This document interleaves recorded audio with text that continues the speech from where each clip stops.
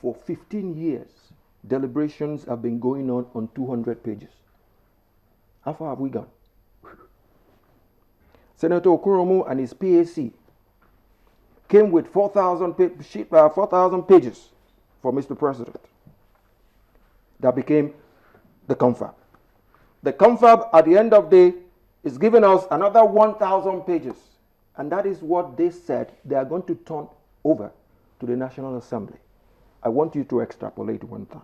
If it has taken them 15 years to go through bits and pieces of 200 pages, how many years will it take them to go through 1,000 pages? A lot has changed in those years, you know. It's possible if all hands are on deck. All hands are on deck. You and I have been living here for 15 years. How much of our constitution has been amended? If they've been properly amended, that wouldn't have been called. In all of this, sorry, excuse me. In all of this, there's just one word or one that we're trying to get into. Yes.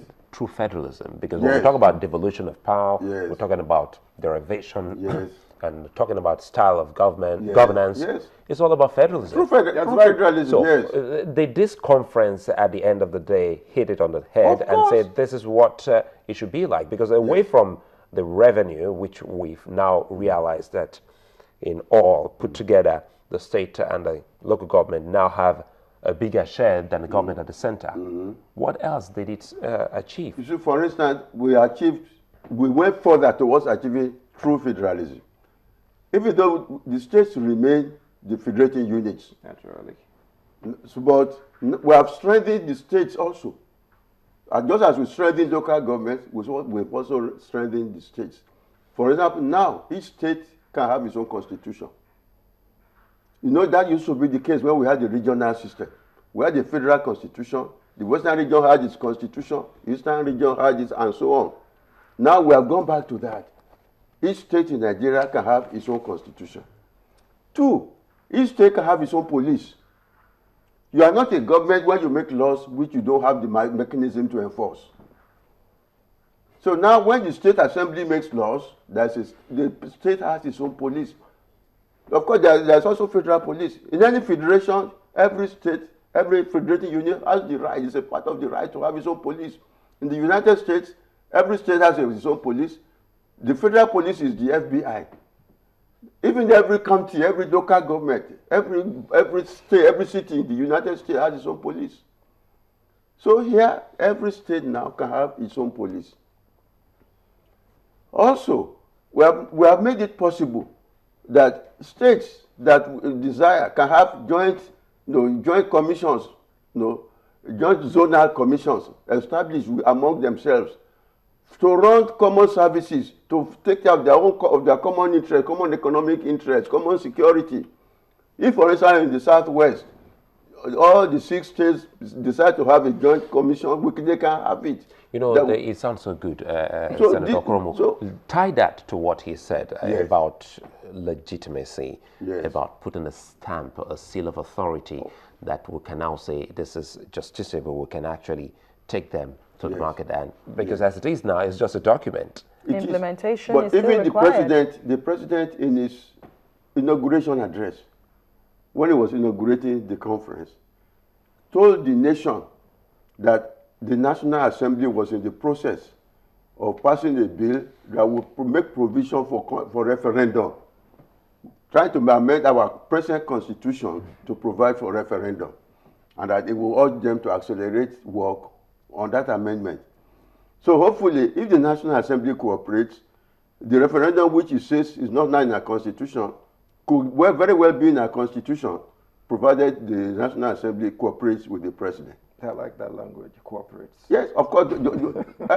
Democracy is about cooperation. That's right.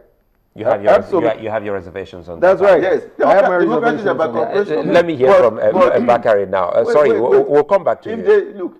If they do not cooperate, you see, there are different kinds of referenda.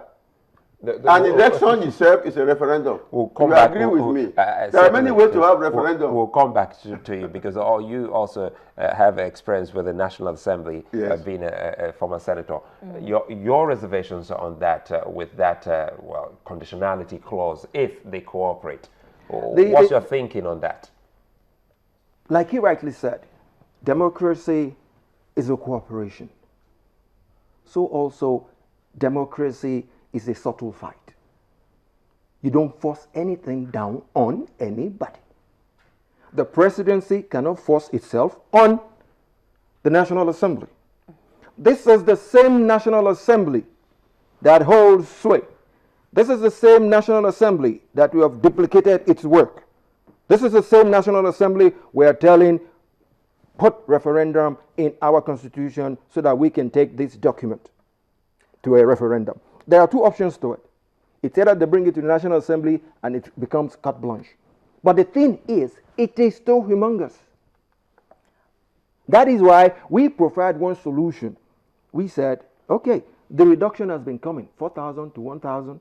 Let's reduce that 1,000 to maybe 300. And you know what we said? I said this on October 1st when the president muted it. I said, look here. Governance, democracy is ours. What we're going to do is simple. If they can make that document small enough for the average Nigerian to read. So they can follow up with They can follow up. That is one. The second step is give us a chance. Because I said it then that we will implement this on the 8th Republic. Give us a chance to tell our politicians now that the campaign period is getting closer. You can tell them straight to his face, my friend, you're going there to implement this document. By the way, the federal government has set up an implementation committee. I hope you're aware. Are you optimistic? Well, from what you said. What I'm saying is, if they can synthesize that large document into something that is manageable, something the average Nigerian can have. Are you expecting the information there to be compressed, or it will be the same information, only that it will be used, there will be more adjectives and it will be compressed? It will be compressed. Our constitution is this small. Do you think it will make any difference? No.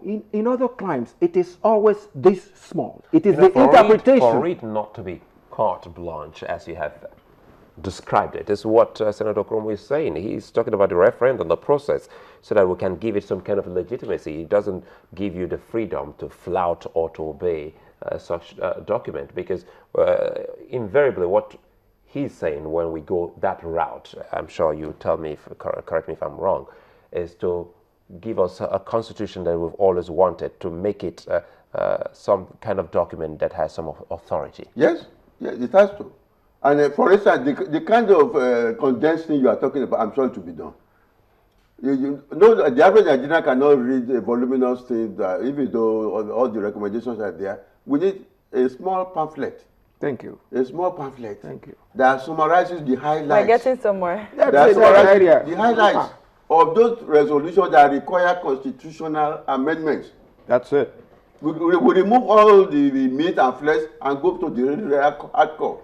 The recommendation requiring constitutional amendments, we put them in a readable form for the average Nigerian to read. You know, for both of you, on that one we agree. Yes, as we move ahead, for both of you, I'll start with you, Senator Okurounmu. Yes. Let us in on what your expectations will be now that we already have that on the table, knowing full well that we must give it some form of authority. Yes. So being someone, a former lawmaker, and someone who is also in the thick of things concerning this conference, what would you be recommending that the Assembly especially does with this, or the nation? See, I believe very strongly that the National Assembly will not cooperate in trying to see that what are our recommendations. So you're skeptical? No, I'm skeptical. No, I will tell you why. I will tell you why. Very interesting. I was with the National Assembly. Absolutely. We were reviewing the Constitution for 15 years. Okay, now you're mapping. When I was there between 1999 and 2003, we went around the country. We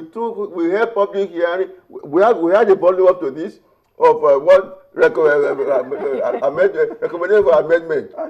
As soon as that assembly left, it was done.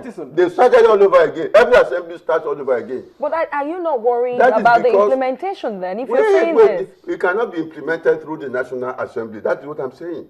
Well, I suppose that's why the federal government set up a committee. See, we must always go back to the basic root of something. When we talk of the lack of suitability of the 1999 Constitution, and we say it requires amendments, these people, this National Assembly, they are products of that faulty 1999 Constitution. All right. Many of them benefit from the inadequacies, from the inefficiencies, from the injustices of that Constitution. Is what put them there. We have to round up now.